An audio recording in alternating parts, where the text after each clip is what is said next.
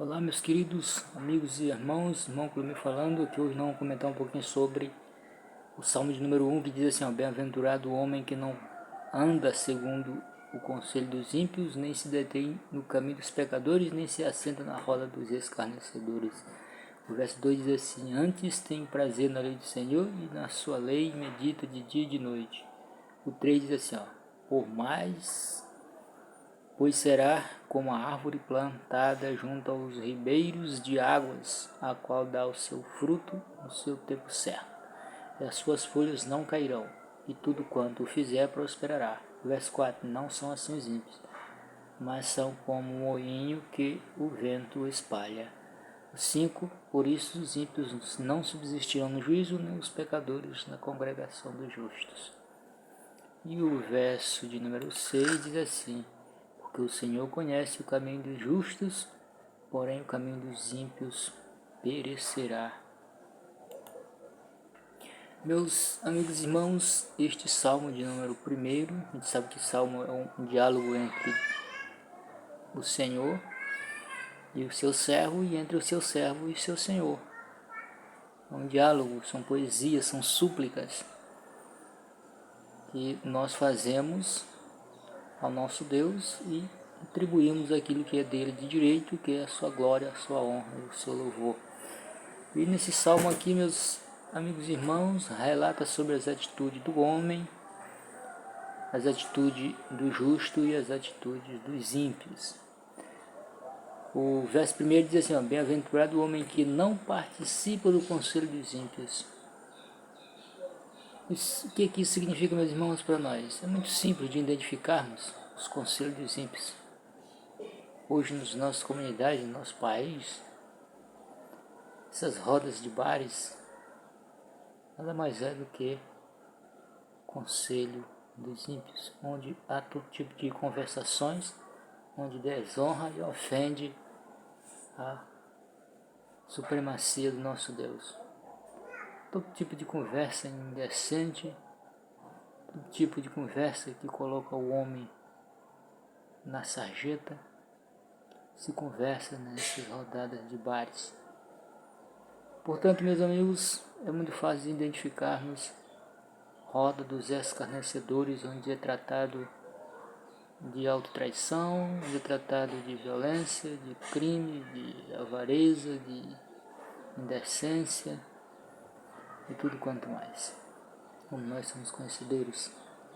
Assim também são as rodadas de pessoas, de mulheres, de jovens, de adultos, que se reúnem para discutir todo tipo de picuinha, de bobagem, e que coloca isso aí um atraso na vida das pessoas e das comunidades, diferente do conselho do justo. O que seria um conselho do justo no nosso entendimento? Reunir para adorarmos a Deus é o conselho de justo, para discutirmos o conhecimento eterno de Deus, que é a palavra do Deus Altíssimo. Porque na palavra de Deus há conteúdo, há palavras, há conhecimento, há graça para se conversarmos 24 horas por dia e 365 dias por ano, e sem que a gente atinja nem 0,2% daquilo que tem nas Escrituras. Portanto, meus amados irmãos, devemos reconhecermos aquilo que Deus tem de melhor para nós, que é pertencermos ao conselho do justo. E eu não estou dizendo que para nós pertencer ao conselho do justo é uma coisa simples. É uma intervenção de Deus na vida da pessoa, do homem, da família, da comunidade e da nação. O verso número 2 do Salmo diz assim, o homem deve se entreter na lei do Senhor. Que a gente acabou de conversar, meus irmãos. Se nós não nos dedicarmos a aprender aquilo que é eterno, que é de Deus, que jorra do ser de Deus, não tem como nós discutirmos o conselho do justo, não tem como nós sabermos o que é melhor para as famílias. Se nós não aprendemos com a palavra de Deus, não vamos saber resolver os problemas familiares, como da comunidade, do jovem, do adolescente e assim por diante. Por isso que nós devemos nos deleitar dia e noite e dia, para aprendermos daquilo que é da essência do Deus Altíssimo e está na Bíblia. Seja a liberdade e aprendermos do melhor do Senhor dos Exércitos. O verso 3 assim, meus irmãos, e uma vez se entretendo com o Senhor, são como plantas que dão frutos no tempo certo.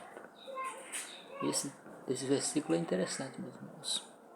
Se você foi posto aqui na terra e você não conduz ninguém, não ensina ninguém, não tem caráter, não tem respeito, não ajuda ninguém, não ensina ninguém, então, meus amigos, você vive nessa terra aqui precisando de uma orientação. E eu te digo, leia a Bíblia, peça ao Senhor dos céus para que Ele te oriente, para que nós, eu e você, precisamos fazer alguma coisa para deixar um legado aqui na terra, para ser instruído por Deus e para instruir outros homens no caminho do Deus Altíssimo. E o verso de número 4 diz assim: os ímpios não são assim, mas como o moinho que o vento espalha. Os ímpios, irmãos, ele, em vez de construir, ele destrói. Em vez de proferir palavras decentes, eles proferem palavras indecentes. É isso, meus amados irmãos, vamos ficando por aqui, que o Senhor possa nos abençoar. Dê o seu like, aprenda com o Senhor, seja generoso, porque Ele é eterno.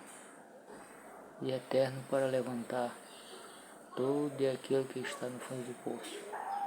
Aqueles que estão tristes, que estão com depressão, que estão com todo tipo de problema, seja físico, espiritual, moral, familiar. Deus é supremo para restaurar todos aqueles que o buscam, que dependam dele, porque ele é Deus que morre e torna a ressuscitar dentre os mortos para nos dar vida eterna. Deus nos abençoe, em nome de Jesus. Amém.